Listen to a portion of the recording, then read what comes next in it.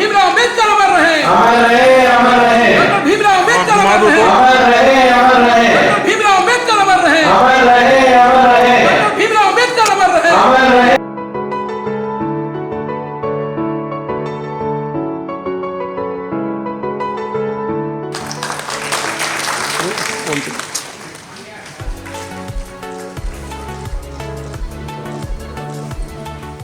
नमस्कार, आप देख रहे हैं न्यूज और मैं हूं आपके साथ अभिषेक भानु श्रीवास्तव। एक विचार गोष्ठी रखी गई थी कल विद्यापति भवन में। बीजेपी का वादा था कि चुनाव के बाद, जीतने के बाद, सरकार में आने के बाद वो 19 लाख रोजगार सृजन करेंगी, जिसके ऊपर एक वार्ता रखी गई थी।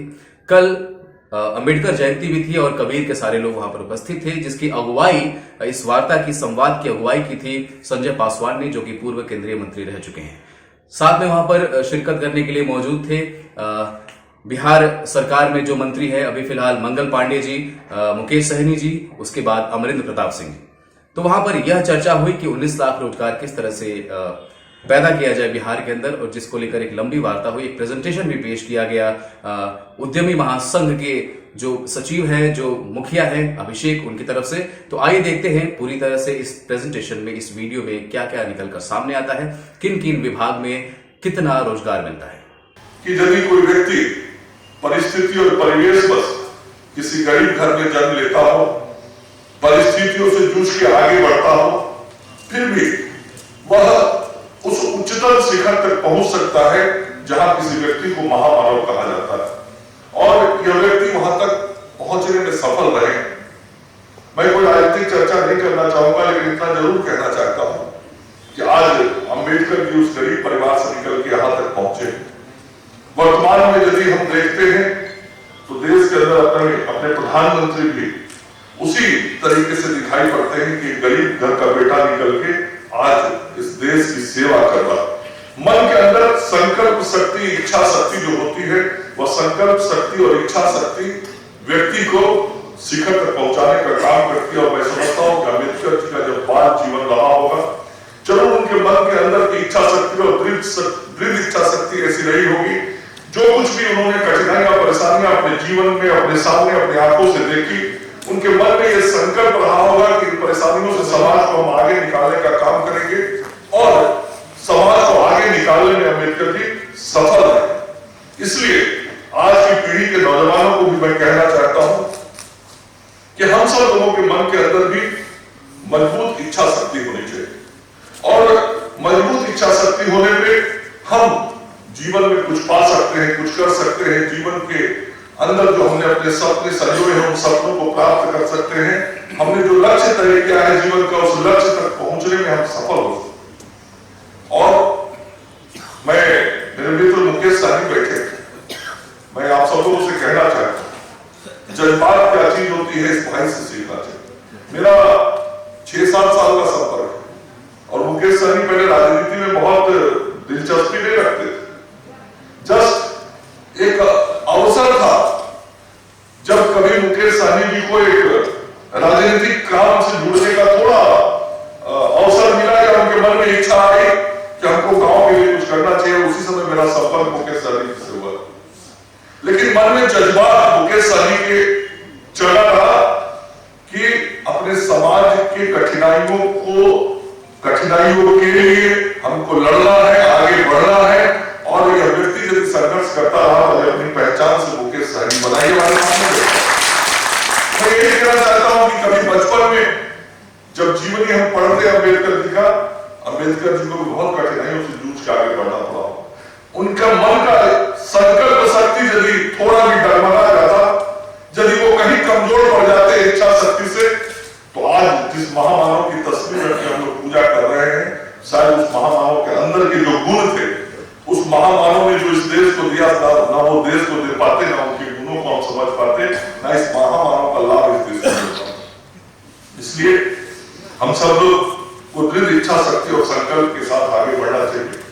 उनके जीवन के बारे में, उनको किस प्रकार से वर्तमान आज केंद्र की सरकार आदरणीय नरेंद्र मोदी जी ने सम्मान दिया और सम्मानित किया है, ये सब लोग जानते हैं। चाहे वो पंचतीर्थ बना के हो, चाहे जो भारत रत्न उनको मिला, उस समय भी भारतीय जनता पार्टी समर्थित सरकार केंद्र में विश्वनाथ प्रताप सिंह जी की थी।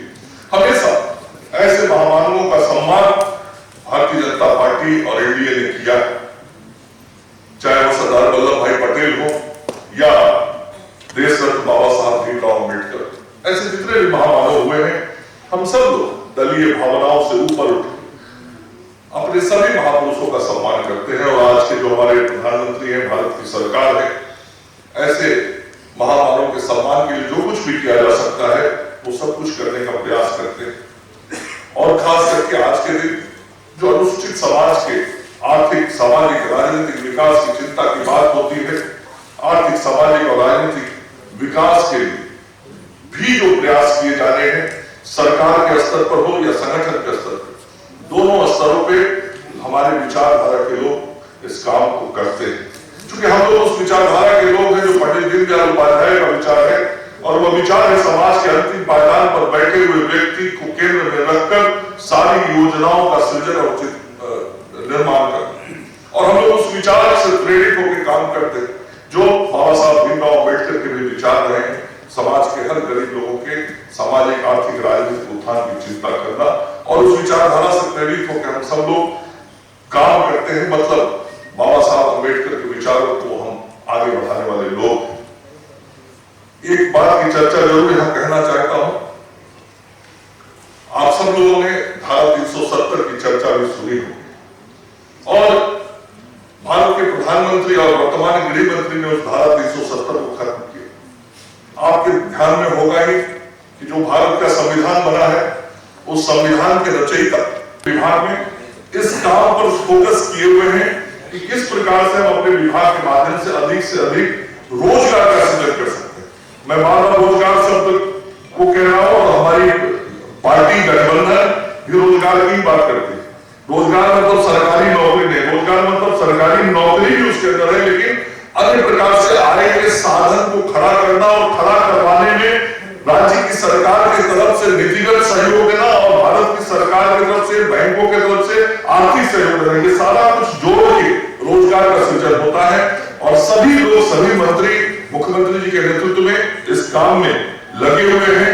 और निश्चित रूप से जो बिहार के नौजवानों के सामने भविष्य में रोजगार पाने की चुनौती है, उस चुनौती को बहुत हद तक समाधान देने में हम सफल हो पाएंगे। हम सब लोगों ने जब ये कोरोना का संकट आया था, एक काम राज्य की सरकार ने शुरू किया है।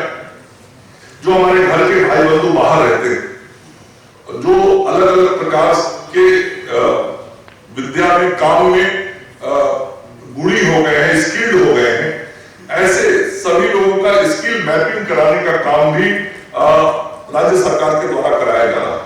और जो लोग, खास करके जब हमारे लोग बाहर से आए थे और आके जो सभी प्रखंडों में हम सब लोगों ने सेंटर बनाया था उनके रहने के लिए, उसी समय से इस व्यवस्था को जिला प्रशासन को निर्देश दिया गया है कि इसको चालू करें, स्किल मैपिंग करें कि जो हमारे लोग बाहर रहते हैं किसके अंदर कौन सा गुण है, कौन आदमी बाहर जाके किस विद्या में माहिर हो गया है, ताकि उससे जुड़े हुए रोजगार, उद्योग धंधों का सृजन हम उस क्षेत्र में कर सके।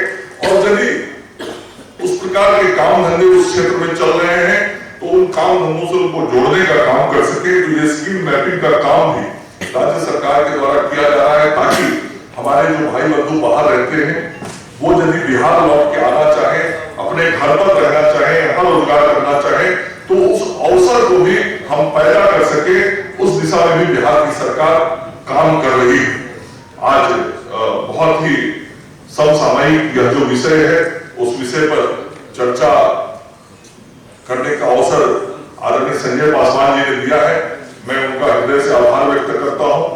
और आज के इस कार्यक्रम में अभी हमारे और वरिष्ठ लोग और हमारे साथीगण इस विषय पर चर्चा करने वाले हैं, हम सबकी बातों को सुनेंगे। तो इस तरह से देखा आपने कि इन 5 सालों में सरकार किस तरह से 19 लाख रोजगार सृजन करेगी। अधिक खबरों के लिए बने रहें एमबी न्यूज के साथ। वीडियो को लाइक करें, शेयर करें और चैनल को सब्सक्राइब करें।